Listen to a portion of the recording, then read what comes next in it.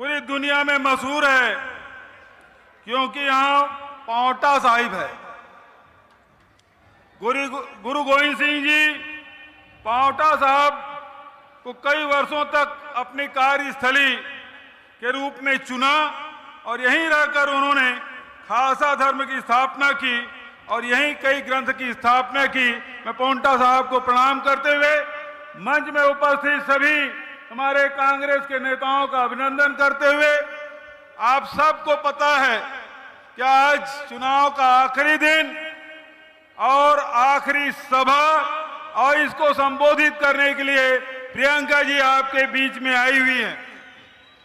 यह भी आपको जानकारी है कि शिमला में मौसम खराब था, बारिश हो रही थी और जहां हेलीपैड है वहां ओले गिर रहे थे, फिर भी आप सबका प्यार है वो प्रियंका जी को यहां ले आई। एक बार जोरदार प्रियंका गांधी। आदरणीय साथियों, आप सब ने अब मतदान करने के लिए मन बना लिया है, चंद घंटे बाकी हैं और आप सब ने जिस प्रकार से उत्साह और जिस प्रकार से एकजुटता और जिस प्रकार से हिमाचल की जनता ने प्रियंका जी को प्यार दिया है कि पांवटा साहिब सहित आप पूरे प्रदेश में, हिमाचल प्रदेश में कांग्रेस का परचम लहराएगा, परिवर्तन अवश्य होगा। ये मैं आप सबसे कहना चाहता हूं। आदरणीय साथियों, 5 साल आपने भारतीय जनता पार्टी और ठाकुर साहब को आपने मुख्यमंत्री के रूप में दिया, बहुत कुछ दिया है आपको। दिया है कि नहीं दिया है? नहीं दिया है? दिया है, बहुत कुछ दिया है। क्यों? महंगाई आपको नहीं दी, 100 रुपया पेट्रोल नहीं हुआ, 400 का रसोई गैस 1100 नहीं हुआ, बेरोजगारी आपको नहीं दी, महंगाई आपको नहीं दी, तो आप कह रहे थे कि कुछ नहीं दिया। बहुत कुछ दिया है, महंगाई, बेरोजगारी, ये सब उन्होंने दिया है। अब उसे लौटाने का, ब्याज सहित लौटाने का समय आ गया है। जो आपका काम न करे, किसानों को, बागबानों को, खेती की उपज की कीमत न दे, उससे बदला चुकाने का अवसर आया है। ये हमारे नौजवान खड़े हैं, इनको बेरोजगार बना के रखा है, उससे बदला लेने के समय आया है। हमारी माताएं बहनें हैं, 200 रुपये लीटर में खाने का तेल और 1100-1200 रुपया रसोई गैस, ये बदला लेने का समय है। आप सब परिवर्तन करना चाहते हैं कि नहीं करना चाहते हैं? परिवर्तन करना चाहते हैं, हाथ उठा के समर्थन करें। आप सब ने परिवर्तन का मन बना लिया है। माताएं बहनें बैठी हैं, बड़ी संख्या में आई हैं। मैं केवल आपसे एक सवाल पूछना चाहता हूं। आप भोजन पकाती हैं, रोटी बनाती हैं और नहीं पलटते तो क्या होता है? रोटी यदि आप तवा से न पलटे, तवा में न पलटे तो क्या हो जाता है? रोटी जल जाती है।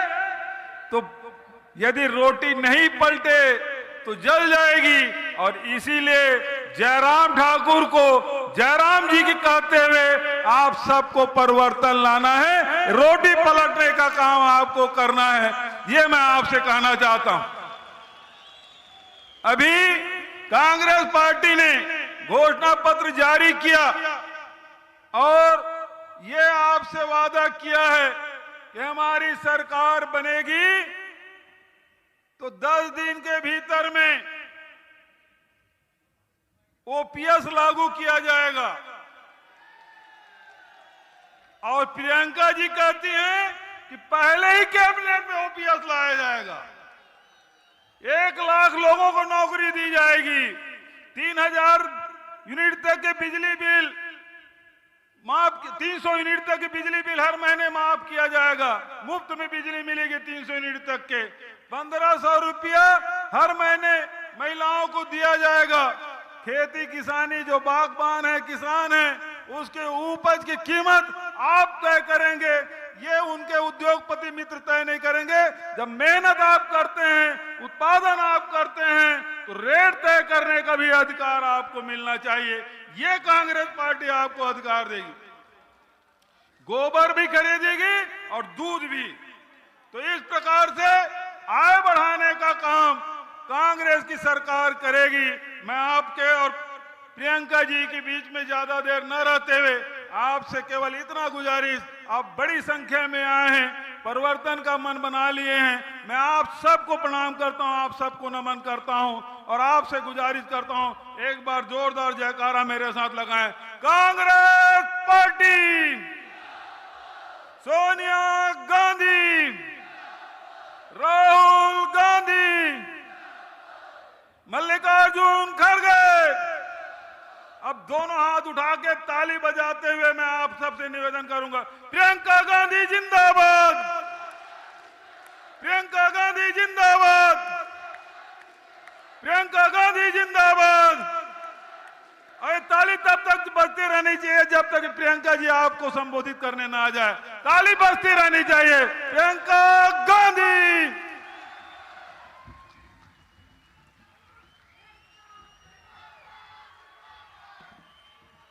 बहुत समय से इंतजार कर रही हैं।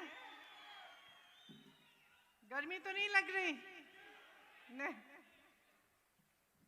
आज मौसम खराब था शिमला में, तो फिर एक समय में जो पायलट थे वो कह रहे थे कि शायद जाना उचित नहीं है। बघेल जी ने कहा कि नहीं नहीं, किसी भी हालत में हमें जाना है। और मुझे आपकी फोटो दिखाई किसी ने कि आप सब यहाँ इंतजार कर रहे हैं, तो मैंने कहा कि हमें किसी भी हालत में कोशिश करनी चाहिए और आपके पास पहुँचना चाहिए। मैं आपकी बहुत बहुत आभारी हूँ कि आप आज यहाँ आए हैं मेरी बातों को सुनने के लिए।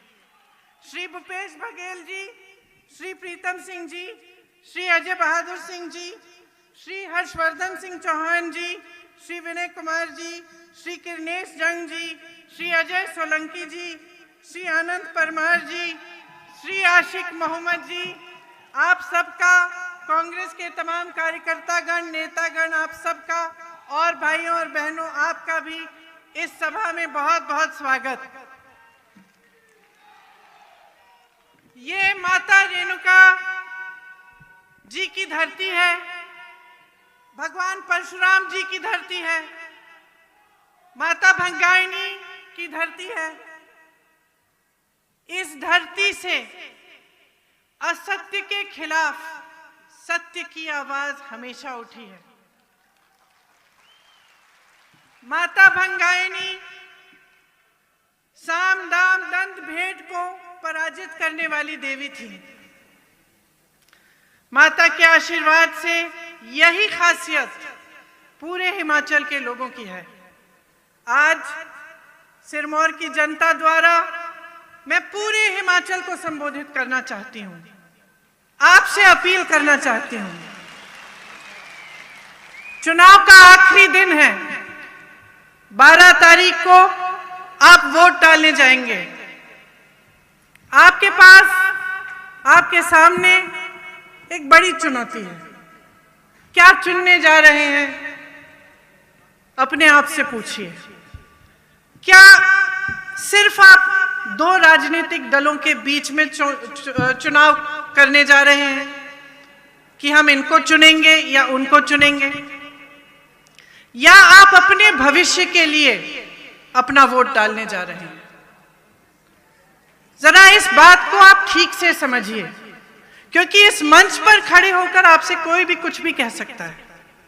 आज मैं खड़ी हूं, मैं तमाम वादे कर सकती हूं, कोई और आएगा वो भी कर सकता है। आजकल की राजनीति बहुत बदल चुकी है। एक समय में जब मेरी दादी जी इंदिरा जी होती थी, मेरे पिताजी होते थे, तो एक अलग राजनीति थी। यहाँ पे जो बुजुर्ग बैठे हैं, शायद जब घर पे बैठकर आप चर्चा करते हैं तो आप यही बात करते होंगे कि दुनिया कितनी बदल गई है, राजनीति कितनी बदल गई है और कैसे बदली है। इस पर मैं 2 मिनट आपका समय लेना चाहती हूँ। देखिए, हमारे देश की जो राजनीति है उसका आधार कहाँ से बना, कहाँ से उसकी शुरुआत हुई, ये समझना बहुत जरूरी है। स्वतंत्रता संग्राम में जब महात्मा गांधी जी ने सत्य की बात की तो एक आध्यात्मिक आधार दिया इस देश की राजनीति को, और हमें गर्व होना चाहिए कि किसी और देश की राजनीति में इस तरह का आधार नहीं था। कोई ऐसा आंदोलन नहीं था उस समय जो सत्य के आधार पर लड़ा गया, अहिंसा के आधार पर लड़ा गया। वही हमारी राजनीति की नींव है। लेकिन आज क्या देखते हैं हम? आज हम देखते हैं कि पैसों का बोलबाला है, झूठ का बोलबाला है। आज आपके सामने खड़े होकर नेता कुछ भी बोल सकता है, कल उसकी अकाउंटेबिलिटी कुछ नहीं रही, उसकी जिम्मेदारी कुछ नहीं रही। कभी कहते हैं कि आपके लिए बिजली मुफ्त दिलवाएंगे, पेयजल मुफ्त दिलवाएंगे, और फिर 5 साल बाद आपको पता चलता है कि कुछ नहीं हुआ। तो एक माहौल बन गया है, मीडियाबाजी बहुत होती है। आप टीवी चलाते हैं, इश्तिहार देखते हैं तो ऐसे लगता है कि तमाम काम हो चुके हैं आपके प्रदेश में, लेकिन असलियत कुछ और है। तो आज आपके सामने खड़े हुए मैं आपसे ये आग्रह करना चाहती हूं कि आप अपने अनुभव पर, अपनी परिस्थितियों के आधार पर अपना वोट दें, क्योंकि ये वोट आपका है।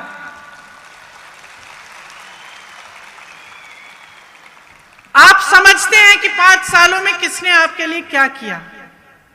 भाजपा के बड़े बड़े नेता यहां आए, हिमाचल में मैं देख रही थी कुछ दिनों पहले, उन्होंने कहा कि कांग्रेस आपको स्थिर सरकार दे ही नहीं सकती।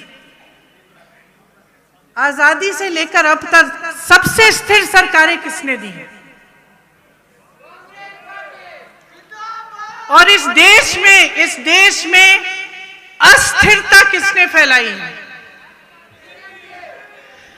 सरकारों को गिराने वाले कौन हैं? बनी बनाई सरकार, जनता द्वारा चुनी गई सरकार, और पैसों से विधायकों को खरीद कर उसको गिराने वाले कौन हैं? तो सच्चाई क्या है? सच्चाई आपके सामने है। इस प्रदेश को जब बनाया गया तो सबने इंदिरा जी से कहा यह प्रदेश चल नहीं पाएगा।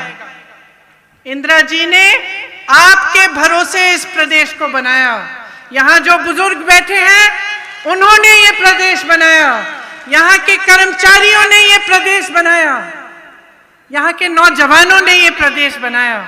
और पूरा भारत देश आज देखता है कि अगर सबसे शिक्षित नौजवान है तो हिमाचल के हैं, सबसे सक्षम है तो हिमाचल के हैं, सबसे जागरूक जनता हिमाचल की है।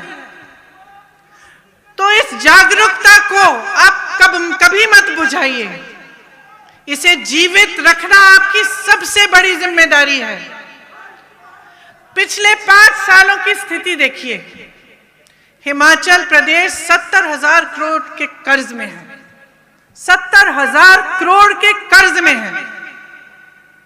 यहां की 30 लाख नौजवान की आबादी है, तमाम नौजवान पढ़े लिखे हैं। आपने मेहनत की, अपने बच्चों को पढ़ाया लिखाया कि उनका भविष्य बने। ऐसे 30 लाख बच्चे आज हिमाचल प्रदेश में हैं, जिसमें से 15 लाख बेरोजगार पड़े हैं। यहां कितने नौजवान हैं? हाथ उठाइए। अब पिछले 5 सालों में जिसको नौकरी मिली है वो हाथ खड़ा रखे, बाकी नीचे करिए। नहीं मिली ना, नौकरी नहीं मिली। अब आपको बताया जाता है, भाजपा के मेरे ख्याल से मुख्यमंत्री जी ने खुद कहा कि ये जो कांग्रेस वाले कह रहे हैं ये करना संभव ही नहीं है, नौकरी दिलवाना संभव ही नहीं है। लेकिन 63,000 रोजगार, 63,000 सरकारी पद खाली पड़े हैं, 5 सालों से खाली पड़े हैं, और यहां हजारों नौजवान बेरोजगार हैं। पूछिए क्यों? क्योंकि नीयत सही नहीं है। ओपीएस की बात करते हैं, हम किस आधार पे कह रहे हैं कि हम आपको ओपीएस दिलवाएंगे? ये चुनावी जुमला नहीं है। यहाँ छत्तीसगढ़ के मुख्यमंत्री जी बैठे हैं, बघेल जी। छत्तीसगढ़ में आज ओपीएस लागू है, राजस्थान में लागू है। भाजपा के नेता, बड़े से बड़े नेता कहते हैं कि अर्थव्यवस्था में पैसे ही नहीं है इसके लिए। तो फिर मैं उनसे पूछती हूं कि उनके जो उद्योगपति मित्र हैं बड़े बड़े, उनके कर्ज माफ करने के लिए लाखों करोड़ रुपए कहां से आते हैं? अगर इस देश के कर्मचारी के लिए आपके पास पैसे नहीं है कि उसका जीवन सुरक्षित रहे, कि पूरी जीवन देश की सेवा करता है वो, और उसके बाद उसको पेंशन ना मिले, और आप कहते हैं उसके लिए पैसे नहीं है। लेकिन बड़े बड़े उद्योगपतियों के पास के लिए आपके पास पैसे हैं। तो मैं पूछना चाहती हूं वो पैसे कहां से आते हैं? अगर इस देश के वासियों की जेब से नहीं आ रहे हैं तो कहां से आ रहे हैं? इस सरकार ने आपकी नौकरियां छीनी है, आपका रोजगार छीना है, आपका पेंशन छीना है, महंगाई बढ़ाई है। महंगाई को घटाते थे, जब ये आए थे 5 साल पहले कहा था महंगाई घटाएंगे। आज सेब की पैकेजिंग के गत्तों पर भी जीएसटी लगा रखी है। आज आप गैस के सिलेंडर को खरीदने जाती हैं तो क्या करती हैं आप? कितना दे रही हैं आप गैस के सिलेंडर के लिए, बताइए? पहले कितना होता था 5 साल पहले? तो आपकी मदद क्यों नहीं हो रही है? क्योंकि इनकी नीयत ठीक नहीं है। तो पहचानिए। और मैं बड़ी बड़ी बातें नहीं करना चाहती, मैं सिर्फ यही कहना चाहती हूं, अपने अनुभव पर उतरिए, जो आपने देखा है उसके आधार पर वोट डालिए। इनकी बातों में गुमराह मत होइए, क्योंकि मीडिया नेता ये गुमराह करने के लिए तमाम बातें करेंगे। लेकिन अगर ध्यान से आप इनके चुनावी प्रचार को भी सुने तो आपको ये नहीं बताएंगे कि 5 सालों में इन्होंने किया क्या, कौन से अस्पताल खोले, कौन सी सुविधाएं दिलवाई, कौन से शिक्षा के संस्थान खोले, महंगाई कैसे घटाई। बोल नहीं सकते, किया नहीं। इसलिए जैसे मैंने कहा, एक आधार था हमारी राजनीति का। यशवंत परमार जी जो आपके पहले मुख्यमंत्री थे, जिनके कहने पर इंदिरा जी ने हिमाचल प्रदेश बनाया, वो इस बात को समझते थे। वीरभद्र सिंह जी जिन्होंने दिन रात एक करके हिमाचल प्रदेश को आगे बढ़ाया, वो इस बात को समझते थे, दिल पे लिए हुए थे इस बात को। इसीलिए गांव-गांव में छोटे छोटे अस्पताल बने, पीएचसी बने, इसीलिए शिक्षा के बड़े बड़े केंद्र बने, IIIT बना, IIT बना, मेडिकल कॉलेजेस बने। ये सब काम किसने करवाया और क्यों करवाया? क्योंकि वो जानते थे कि जब हिमाचल प्रदेश की जनता आगे बढ़ेगी तभी हम आगे बढ़ेंगे। क्योंकि एक मानसिकता थी, और वो मानसिकता मैं कहना चाहती हूं आज भी कांग्रेस पार्टी के नेताओं में है। आज भी हम जानते हैं कि आपने हमें खड़ा किया है इस मंच पर, आपने खड़ा किया है, आपने बनाया है। जब आप यहां से मैं आ रही थी हेलीपैड से, आप सब वहां खड़े थे रास्ते पे, इतने प्रेम से मुझसे मिले। मैं आपके चेहरे पे देख सकती हूं कि आप मुझसे प्रेम करते हैं। क्यों करते हैं? मुझसे मिले तो नहीं है, पहली बार देख रहे हैं। क्यों करते हैं? क्योंकि मेरी दादी जी ने आपके साथ एक रिश्ता जोड़ा। उस रिश्ते को आज मैं निभा रही हूं। क्या रिश्ता था? प्रेम का रिश्ता था, सेवा समर्पण का रिश्ता था। आपका इतना सुंदर प्रदेश है, मैं भी एक तरह से यहीं की निवासी हूं, और पेंशन मिले ना मिले रिटायर तो मैं यहीं होंगी।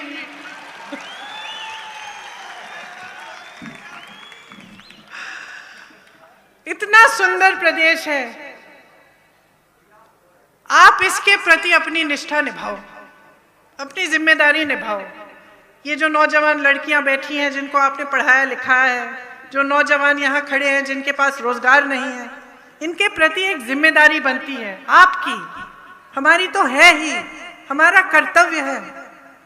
लेकिन आपकी सबसे बड़ी जिम्मेदारी है कि आज जो फैसला आप लेने जा रहे हैं उसे सोच समझ के लीजिए। भरोसा बातों पे मत करिए, काम पे करिए। काम देखिए आपके लिए किसने किया, और कौन बड़ी बड़ी बातें करता है लेकिन काम नहीं करके दिखाता।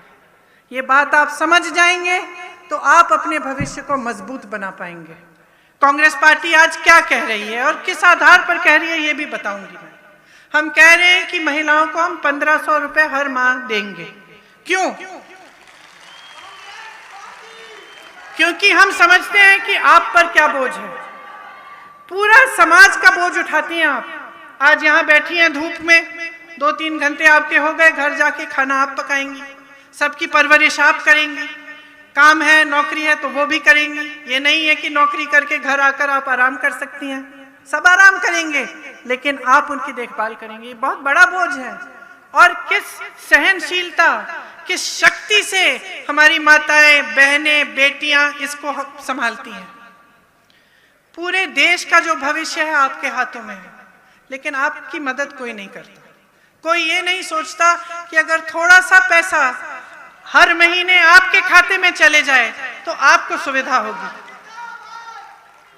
कोई आपको सशक्त नहीं बनाना चाहता। जब आपकी बात होती है तो कहते हैं हम सिलेंडर दे देंगे, एक मिल गया, उसके बाद मिले ना मिले हमारा प्रॉब्लम नहीं है। कोई ये नहीं कहता कि अपने पैरों पे खड़े होने के लिए हम आपकी मदद करेंगे। कोई ये नहीं कहता कि आपके लिए हम खास रोजगार बनवाएंगे। कोई ये नहीं कहता कि हम खास महिलाओं को शिक्षित करेंगे, क्योंकि हमारा देश उनका है। कांग्रेस पार्टी ये कह रही है। कांग्रेस पार्टी कह रही है कि जब पहली मीटिंग होगी नई सरकार की मंत्रिमंडल की, तब उसी दिन निर्णय लिया जाएगा कि आपको 1 लाख रोजगार दिए जाएंगे। किसको? ये तमाम नौजवान सेना जो यहां पे खड़ी है, आपको, ये आपका हक है। कोई आपको दान नहीं दे रहा है, ये आपका हक है, इस हक को मांगो। हम ये भी कह रहे हैं कि पहली कैबिनेट की मीटिंग में ओपीएस पर निर्णय होगा, आपको ओपीएस मिलेगा, ये आपका हक है। आपने पूरे जीवन काम किया है इस देश के लिए। हिमाचल प्रदेश को अगर किसी ने बनाया तो हिमाचल के कर्मचारियों ने बनाया है। सबसे ज्यादा कर्मचारी इस देश में यही है, इस प्रदेश में। आपका सम्मान होना चाहिए, आपका आदर होना चाहिए। पैसे कहीं से भी निकालने पड़े, उनको निकाला जाना चाहिए आपके पेंशन के लिए। काटे बड़े बड़े उद्योगपतियों के कर्ज को।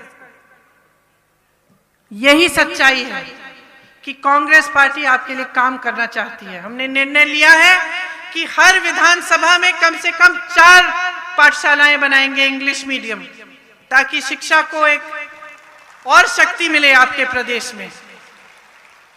जो पीएचसी हैं आज चल नहीं रहे हैं।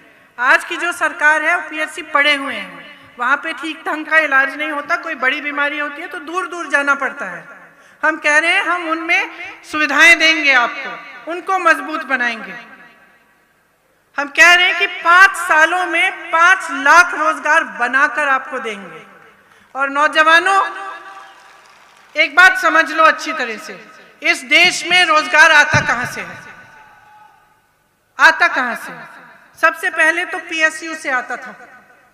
क्या थी पीएसयू? देश की संपत्ति। जो बड़ी बड़ी देश की सरकारी कंपनियां होती हैं, जिसमें सरकारी कंपनी आपको नौकरी देती थी, यहां से बहुत रोजगार आते थे। आज भाजपा की सरकार ने क्या किया है? कहते हैं गरीब के लिए चला रहे हैं ना सरकार। सच्चाई क्या है? जहां से सबसे ज्यादा रोजगार मिलता था गरीबों को, उन्हें अपने बड़े बड़े उद्योगपति मित्रों को तमाम पीएसयू बेच दिए, रेलवे बेचने की कोशिश, हर चीज को बेच दिया है। तो जो एक जगह थी जहां से रोजगार मिलता था, उसको तो बेच दिया अपने मित्रों को। अब दूसरा रोजगार कहां से आता था? छोटे छोटे व्यापार से। यहाँ पे मैं देख रही थी काफी दुकानें हैं, छोटे व्यापार हैं। ये इस देश की रीढ़ की हड्डी है। इस देश के जो छोटे व्यापारी हैं, जो छोटी छोटी दुकानें चलाते हैं, छोटे छोटे अपने बिजनेस करते हैं, इनको क्या किया इस सरकार ने? यहां से रोजगार पैदा होता है। जीएसटी थोपी, कोरोना आया, अरे विश्व भर में कोरोना आया था। कोई बहाना नहीं है कि कोरोना आ गया ठीक है आपकी कमाई नहीं हो रही है, बहाना नहीं है। बाकी देशों में जब कोरोना आया तो छोटे व्यापारियों को मजबूत करने के लिए तमाम ऐसी सुविधाएं दी गई। यहाँ कुछ नहीं दिया गया। यहाँ कोरोना आया, आपको पीपीई किट का घोटाला मिला, लेकिन आपको कोई मदद नहीं मिली जो छोटे व्यापारी हैं। तो यहाँ से रोजगार बनता था, ये भी कम हुआ। तीसरा, जैसे मैंने कहा, सरकारी नौकरियां। अब सरकारी नौकरियां 63,000 खाली पड़ी हुई हैं। क्यों? अरे पद खाली है, नौजवान खाली है, उसे पद दो ना, क्यों नहीं दिया? तो ये परिस्थितियां हैं। सच्चाई ये है कि अगर आपके लिए रोजगार बनाने की नीयत होती तो ना पीएसयू बेचे जाते, ना आपको छोटे दुकानदारों को, छोटे जो व्यापारी हैं, ना उनको जीएसटी द्वारा दबाया जाता, या दूसरी जो कोरोना आई तो उनकी मदद होती, और ना ये सरकारी पद खाली रहते। तो आगे आप क्या चाहते हैं? अब आप ही मन बना सकते हैं। हम तो आपको समझाने की कोशिश करते हैं, आपको बताने की कोशिश करते हैं, लेकिन विवेक आप में है, हमेशा रहा है। और मेरी दादी जी हमेशा कहती थी कि जनता का विवेक सर्वोपरि है।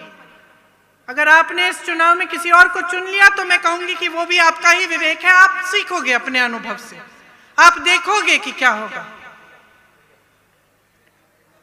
तो 5 साल बीत गए। 5 सालों में आपने देखा इस सरकार ने आपके लिए क्या किया। आगे 5 साल आने वाले हैं। क्या आप 5 साल और व्यर्थ करने के लिए तैयार हैं? बताइए। सुनाई नहीं दे रहा? नहीं ना। आज जो आपका बच्चा 20 साल का है, क्या 25 साल तक इंतजार करेगा कि उसको अभी नौकरी मिलनी चाहिए? जिसको आज पेंशन देना चाहिए, क्या वो 5 साल इंतजार करेगा? जिसको आज 1500 रुपए प्रति माह मिलने चाहिए, क्या वो 5 साल इंतजार करे? और इंतजार करके मिलना भी क्या है, जब खुद ही कह रहे हैं इनके मुख्यमंत्री कि कुछ नहीं हो सकता। कह रहे हैं कि रोजगार नहीं दे, कांग्रेस पार्टी कह रही है रोजगार देगी, हो नहीं सकता। कांग्रेस पार्टी कह रही है पेंशन देगी, हो नहीं सकता। कांग्रेस पार्टी कह रही है कि महिलाओं को प्रति माह 1500 दे, हो नहीं सकता। तो भाई हो नहीं सकता तो तुम मुख्यमंत्री क्यों बनना चाहते हो? तो जयराम जी की जयराम जी, नया मुख्यमंत्री चुनो। अब देखिए कि मंच पे खड़े होकर आपको बताया जाता है कि आप अगर दवाई बदलेंगे तो आपका इलाज नहीं होगा, जैसे कि पूरा हिमाचल प्रदेश एक मरीज है। क्या मतलब है इसका? क्या मतलब है? फिजूल की बातें हैं। आप कहिए कि आपने 5 सालों में किया क्या। अगर किया है तो उस आधार पर जरूर वोट दीजिए, लेकिन किया ही नहीं ना, इसलिए ऐसी बातें हो रही है मंच पर। तो आप सब कुछ समझते हैं, मैं जानती हूं। आप अच्छी तरह से नेताओं की नीयत पहचानते हैं।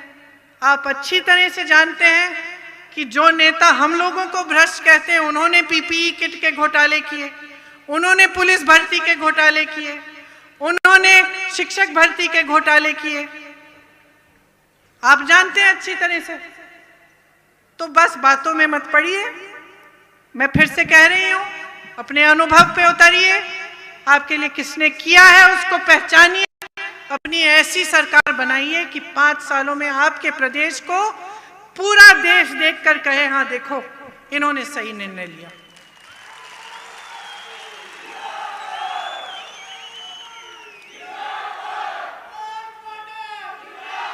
भारत माता की, भारत माता की, भारत माता की। किसकी है ये भारत माता? जोर से बोलो, किसकी है?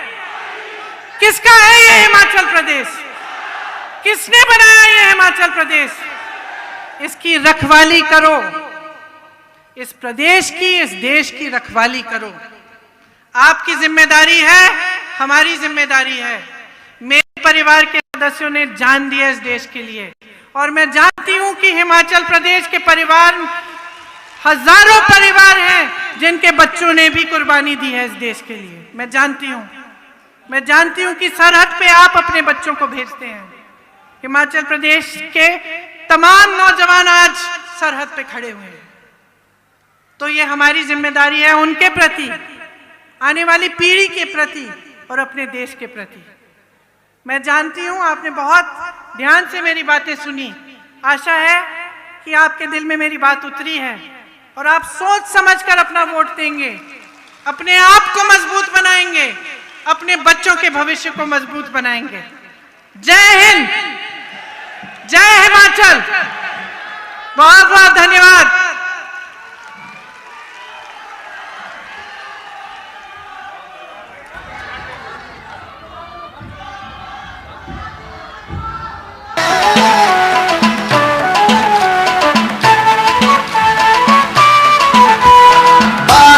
खुशहाली की होंगी रुकी उम्मीद। हर्षवर्धन चौहान जी कई बार आपके विधायक रहे हैं। विनय कुमार जी भी इस बार प्रत्याशी हैं। गणेश जंग जी भी, अजय सोलंकी जी, ये हमारे प्रत्याशी हैं और आज इस मंच पे खड़े होकर ये प्रतिज्ञा लेते हैं कि आपके लिए दिन रात संघर्ष करेंगे, आपके लिए दिन रात काम करके जो वादे हमने किए हैं उनको पूरा करेंगे। बहुत बहुत धन्यवाद। हर कर्मचारी है, हिमाचल का रिवाज जारी है, फिर से कांग्रेस आ रही है। हिमाचल का रिवाज जारी है, फिर से कांग्रेस आ रही है।